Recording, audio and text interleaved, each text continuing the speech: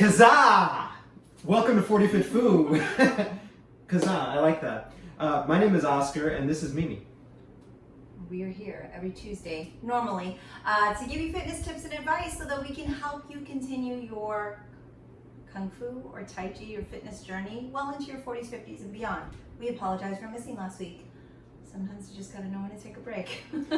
Listen, we went dark last week, and just forgive us for missing a week. But we're back to 45th Foo, and what are we going to talk about? Let's talk about masks. And specifically, you brought up a good point, is that we've had to make some adjustments to the way that we breathe when we are either participating in the class, taking the Kung Fu or Tai Chi class, or even coaching the class. So what are some of your thoughts here? Yes, so I actually have some mask experience from my allergy situation. And so because of that, I realized that I did make some adjustments, but coaching the class has been super challenging. So two things I've noticed is for you Kung Fu practitioners, and also Tai Chi, we do Bai Fat Sao, which is the Buddha hand breathing, which is the slow breathing that we do, and we do that inhale through the nose, exhale from the mouth. We generally do that kind of as a slow breath. So we're not doing like a super forceful punching type of breath. It's really much more of a slow meditative breathing. And I've noticed that in the mask, if I take kind of that breath and even dial it down a little bit more and just really take a slow inhale, especially in the exhale, just like really kind of let it in, almost just like ease out on its own versus really pushing the air out, it does become less stifling, because a couple things happen while you're in the mask. If you inhale really deep, you're literally like sucking the mask into your nose, and then when you're exhaling out, you just feel very stifled. So those are two things that I've noticed in terms of the downsides of it, and I mean that's the point, right? To restrict the airflow, to prevent airflow from coming out.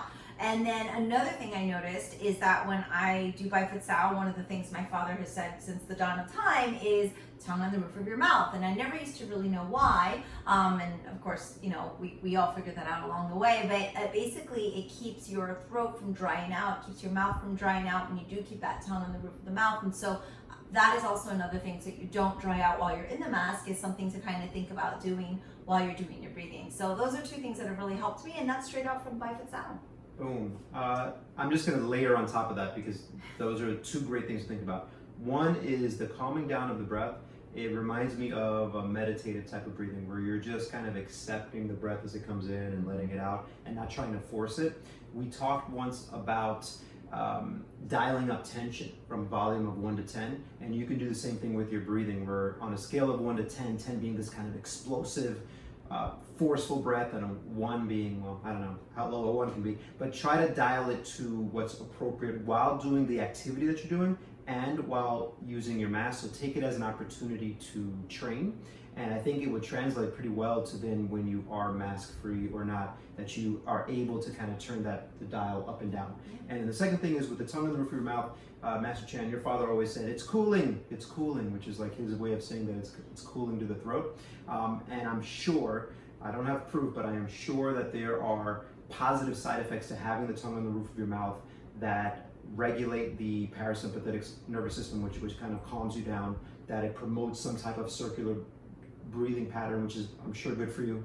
And then even keeping your mouth closed and trying to exhale out through your mouth with your mouth closed, tongue on the roof of your mouth, the breath will come out through the nose and in through the nose. And I think that might be more beneficial, my personal opinion, of when you're wearing the mask. So you can do that maybe during the down times, during the recovery times of something like Kung Fu, where you have spots of intermittent times of being explosive to then having to recover. Yeah, so give it a try. Everybody's a little bit different, so just give it a try and let us know how that goes. Hey, that's Mimi's phone, and what are you gonna do about it? Thanks for joining us this week on 45th Foo. We will catch you all next week.